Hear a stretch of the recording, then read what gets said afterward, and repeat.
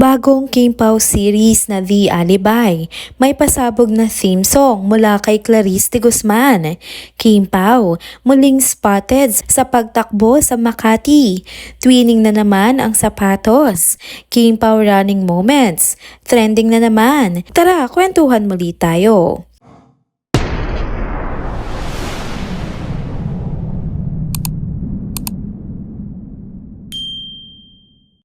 Hello mga ka-trenders! Welcome back muli sa ating channel. Kung bago pa lamang kayo dito, huwag nang kalimutang mag-like, mag-subscribe, at i-hit na rin ang bell notification para lagi kayong updated sa mga balitang trending at napapanahon. Alam nyo ba mga ka-trenders, may pasabog na naman na kaabang-abang ngayon para sa maraming Kim Pao fans. Isa na namang patikim para sa upcoming series na The Alibi ang inilabas.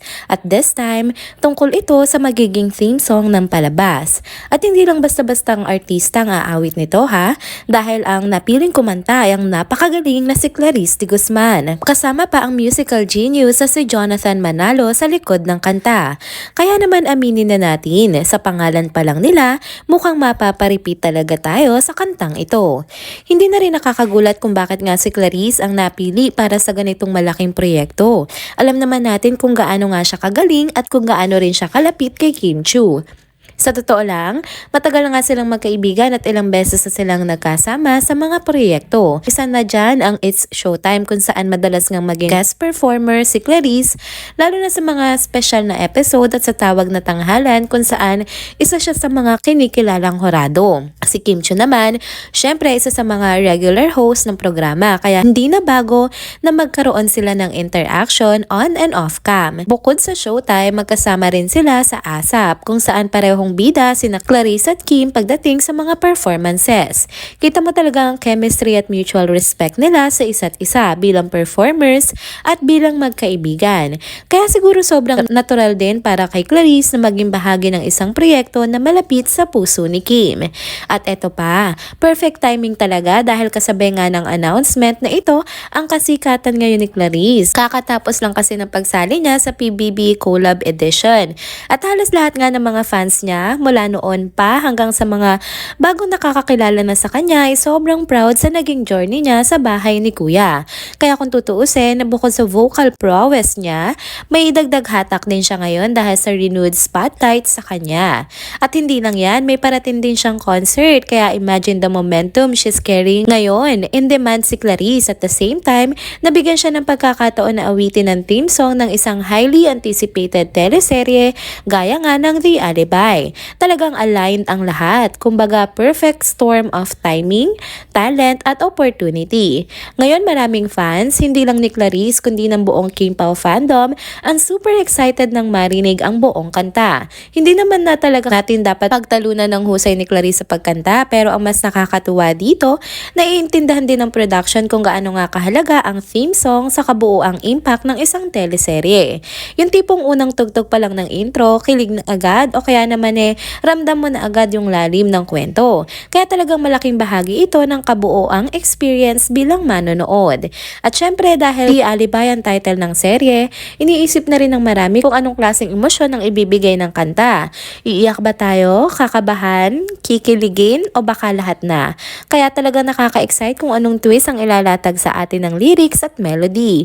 Knowing Jonathan Manalo, siguradong may hugot, may lalim at may recall yung kanta. Kahit isang beses mo lang marinig, tatatak agad yan. Ngayon, unti-unti nang nabubuo ang mga detalye ng The Alibi. Mas lalong lumalaki ang excitement sa paligid nito. From the lead stars to the production team, at ngayon nga pati na sa theme song. Lahat talaga pinaghahandaan. At kung pagbabasehan natin ang mga pa-teaser na ito, mukhang hindi lang basta teleserye ang darating, kundi isang buong experience na kukompleto sa gabi natin. Kaya ayan, habang hinihintay pa natin ang official release ng kanta, tuloy lang ang suporta at pakikinig sa mga updates. Malay natin, baka anytime soon i-release na rin ang official teaser ng song. At kapag nangyari yan, siguradong hindi lang puso natin ang mapapasayaw, kundi pati damdamin natin ay madadala na sa mundo ng The Alibi. Next topic naman tayo mga ka-trenders. Kung akala nyo ay tapos na ang kilig nung nakaraang linggo, well, think again dahil may bagong spotted moments na naman sina Kim Chiu at Paolo Avellino na talaga naman pinagkaguluhan ulit ng mga fans.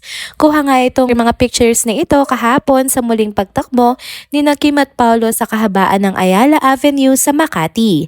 Yes, tama ang narinig nyo. Jogging session ulit ang Kim Pao kasama ang ilan sa kanilang mga kaibigan at teammates. Talagang consistent sila sa pagiging active, 'di ba? Parang hindi lang physical health ang pinangangalagaan kundi pati na rin ang quality time together. Pero syempre, hindi na nakaligtas sa mata ng mga malilikot na netizens ang ilang nakakakilig na detalye. Una sa listahan, ang twinning shoes ni Kim at Paolo. Oo, ulit nga mga ka-trenders, matching na naman ang sapatos nila. Talaga namang coordinated ang aura ng dalawa. Mapatiping man o simpleng run lang sa umaga. Parang walang mintis, laging may pa-coordination. Wala man silang sinasabi pero yung mga ganitong couple energy, hindi mo na kailangang tanungin pa. Kita na sa kilos. At speaking of napansin, grabe rin ang comment section sa mga litrato dahil napansin din ng mga fans ang bagong look ni Paolo Avellino. May bigote na siya. Aba, iba ang dating. Mas rugged, mas mysterious ang vibe. Pero kahit may bigote, di pa rin maikakaila. Ang gwapo pa rin. Ang linis-linis pa rin tingnan. Maputi, preskong-presko ang dating. Parang kahit galing sa workout, hindi pa rin nawawala ang glow. Pero ayan na naman ang mga bashers. May bigote lang at medyo nagtakip si Pao kung ano-ano na agad ang sinasabi. Kesyo babaero daw, kung makaparatang parang kilala nila ng personal. Pero guys, klaruhin lang natin ha, hindi nga siya ibang tao dyan na may history na talaga. Si Paolo, ginugusto ng mga babae kasi aminin na natin, sobrang gwapo, desente at mukhang hindi mahilig sa gulo. Yung tipong tahimik pero may dating. Ngayon may mga hula-hula pang ibang fans kung bakit biglang may bigote si Paolo. Di ba nga may start na ng taping this week? Posible talaga na part ito ng bagong role niya para sa upcoming series nila ni Kim. Kaya ayan mga bashers, bago kayo manghusga, baka gusto nyo munang magtanong kay Paolo mismo o di kaya'y abangan ang Ask Pao segment para siya na mismo ang sumagot sa inyo ng diretso, 'di ba? At syempre, hindi mawawala ang all-out support ng mga fans kay Kimi. Sa picture nga, triangle defense ang dating nila na para bang bodyguard ang formation. Si Kim nasa gitna, si Paolo sa harapan na parang knight in jogging armor. Classic, guarded ang prinsesa moment na naman. Mapapansin mo rin ang cute na suot ni Kim. Yung shorts niya, bagay na bagay sa kanyang kutis.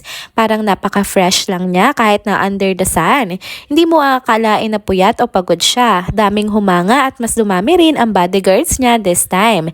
Literal at figurative. At syempre, special thanks din sa isang fan na nag-upload ng mga litratong ito. Wala ngang iba yan, hindi si Pitik ni Pet. Siya nga ang may paayuda. Kaya naman maraming Kim Pao fans ang natuwa dahil sa mga candid na kuha nila habang tumatakbo.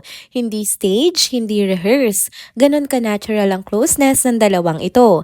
Kaya naman kahit simpleng jogging lang, viral agad. Habang patuloy pa rin ang mga ganitong sightings at moments ni Kim at Paolo, hindi natin maiwasan na mas lalo pang kiligin at ma-excite sa mga susunod na kabanata ng kanilang journey on and off cam.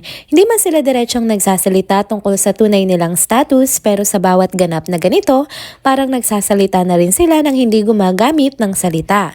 Presence pa lang, may meaning na.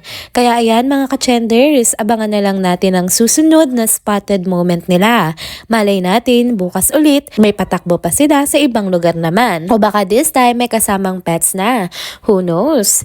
Stay tuned pa rin sa mga susunod na paandar ng Kim Pao, whether serye man, gym o biglaan lang na pa-jogging sa Makati. Siguradong may abangan na naman tayong bagong patikim, nakilig at good vibes mula sa Kim Pao Tandem. And there you go mga ka-trenders, dito na po muna nagtatapos ang isa na namang trending video update. Salamat sa inyong pagsubaybay at pagsama sa akin hanggang sa dulo ng video na ito. Pero bago kayo umalis, huwag niyo pong kalimutang mag-like, mag-comment, mag-subscribe at i-hit na rin ang bell notification para lagi kayong updated sa mga balitang trending at napapanahon. Kita-kits po sa susunod na video. Paalam!